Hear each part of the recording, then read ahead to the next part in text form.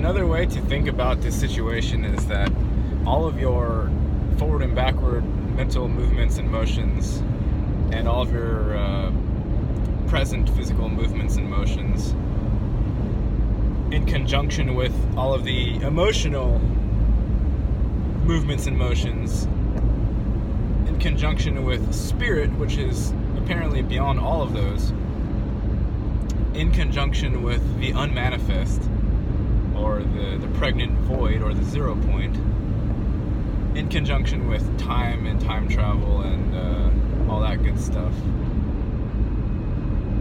and adding in the balance of each particular person who is time constricted and locale constricted. All of these things are accounted for, so to speak, and that's why free will comes into the picture, and it kind of throws us for a loop, because we feel like we have this thing called free will, at least in the strictly physical sense. There is a feeling of an I-ness or a beingness within the center of the body, and there's a feeling of anticipation of, this movement, this hand is doing this particular thing. Like there's a residual fore effect, and then there's the after effect trailing off that happens mentally. So you have all of those things going on, but one way to consider it is that they are all handled. It's a difficult thing to think of as a single person, but if you imagine that all of the surrounding elements of your bubble, they are all acting in relation to you. They're not acting as in an external world that's simply doing its thing. No, every single car that's passing by, all of the motions of the leaves, everything that's going on inside of your hand, inside of your body, how your heart's beating, how fast the things are passing by outside, and then your mental overlays. And it's not even an overlay, it's a interweaving. All of these things are interwoven within each other to create a tapestry. And it makes more cognitive sense to the monkey mind. The monkey mind is kind of the culprit, the one that causes all the problems, because it wants to have recognition and it wants to be special. And this comes at no surprise, because that's what we were taught.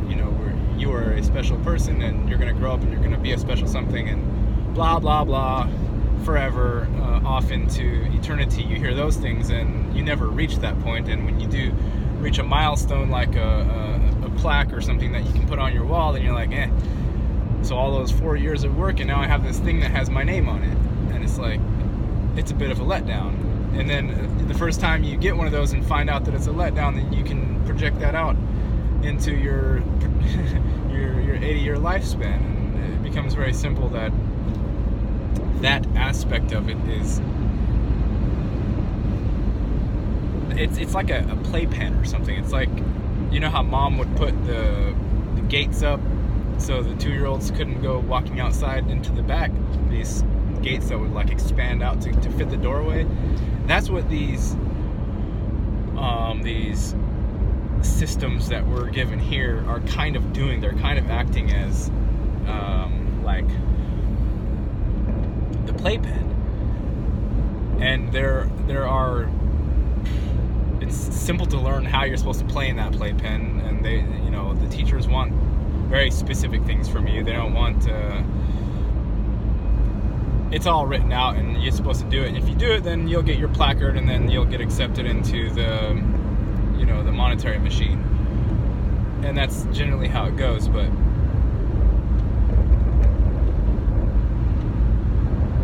that's of course absolutely it's not the flip, but it's so unrelated to the lived physical experience, mental, emotional, spiritual,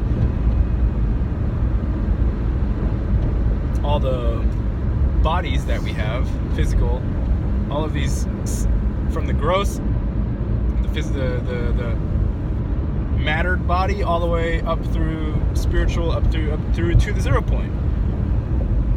The traditional playpen that we've been given is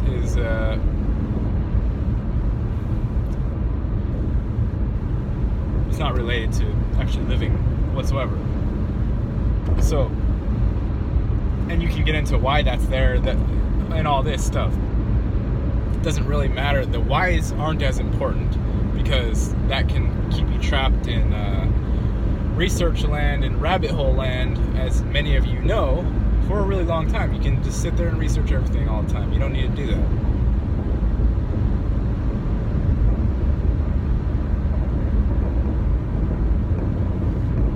My main point here being that if you get into the minutia of your existence as it's happening, okay, which is always, it's always happening.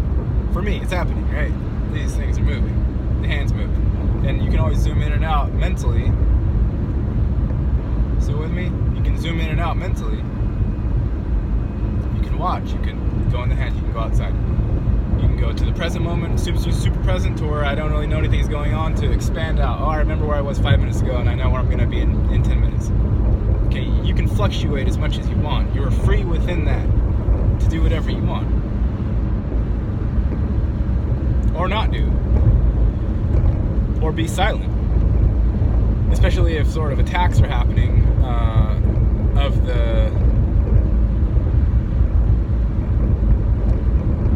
subtle manner of attacks, because those exist as well. All types of attacks exist, and the main way to avoid being attacked is to become silent.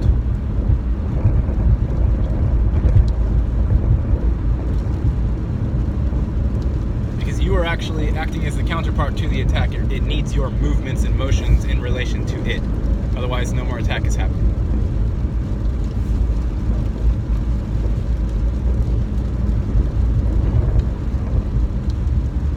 Again, the point being that it's all accounted for. Every single fragment of a bit is accounted for, and there aren't any loose ends. There have never been any loose ends, ever. And maybe this accounting is done by a final higher entity that we might call God. It doesn't matter what you call it, like always. The fact of the matter is that the thing, it takes care of its business. It's not sitting here worried about, like the raindrops as they're hitting the thing are not sitting there worried like, oh, should I go this way? Should I go this way? Or should I pass over this blue Prius or not? You know, all these things, they're not doing any of that. They're just acting as they're supposed to act, very simply and naturally. And you might even try to contrast that with humans and their fickleness and their problems and the human condition and all this stuff. And if you look at it in terms of everything is in its place and everything is accounted for, always has been. Okay, things may have ever seemed like they've been out of control, but they never have been. The balance cannot be disrupted. It's impossible to do it. Even if you just got ran over by a train and your body is currently exploding into billions of pieces, and blood's flying all over the place, that still event is happening exactly because it had to happen. It could not have not happened, and it's all happening exactly flawlessly and perfectly. Like your body's exploding into pieces, and you're spraying the passersby and whatnot. Of course, provoking thoughts in them, such as, why is this person exploding, and how does this relate to my life?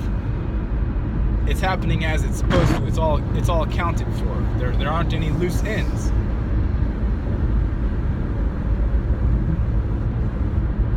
There just aren't. I've never seen a loose end in my life. Even things that appear to be wonky, they're happening in a perfectly wonky way. They're not happening in a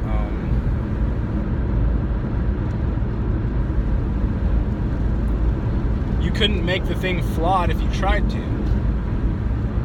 And it kind of goes along with what has been said about the life as well, which is that there are no mistakes.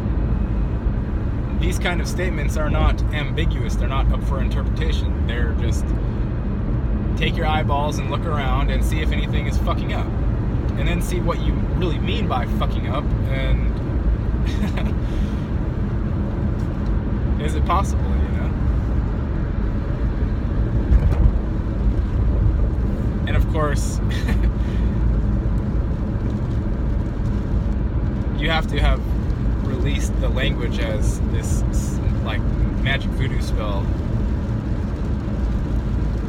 and realize that the words themselves are actually the fuck up, if there was any fuck up. It's just the way words are made and the way our minds interact with the perceptual world as contrasted with the experienced world. And maybe that's where the so-called mistake comes in. But even that's not a mistake. I don't feel that there are any mistakes anywhere. There have never been. In all of it.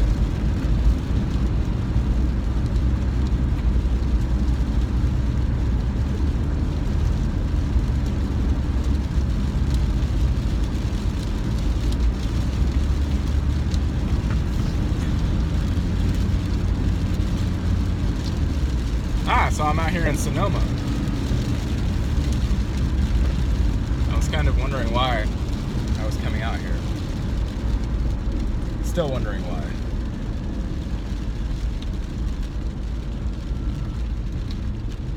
I don't think any more natural wildfires can happen right now because it's raining, but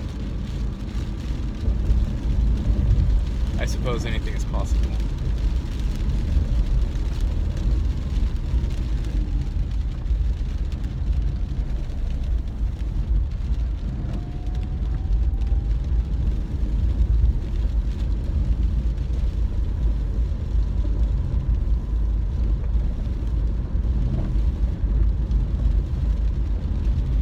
I see some rebuilding is going on. I'm assuming that this is from the fire aftermath.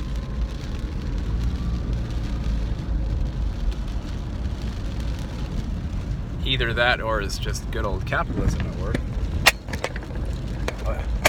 Creating things where they probably don't need to be created.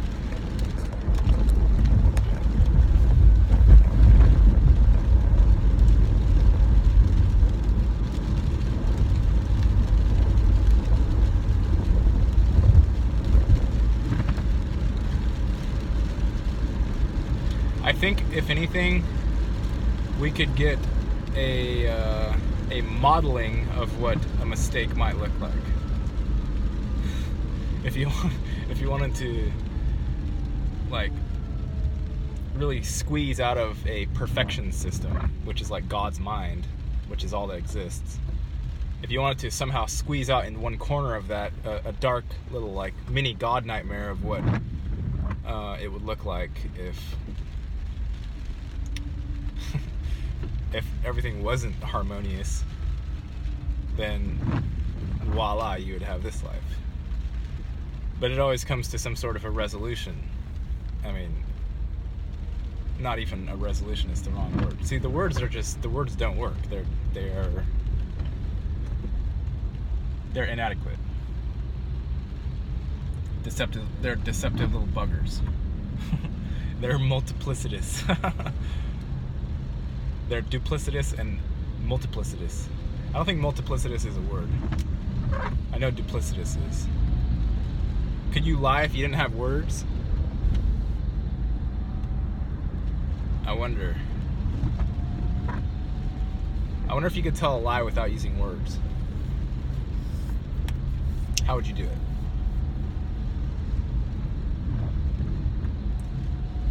That's your homework assignment. Go out there, tell a lie without using words, without using concepts whatsoever.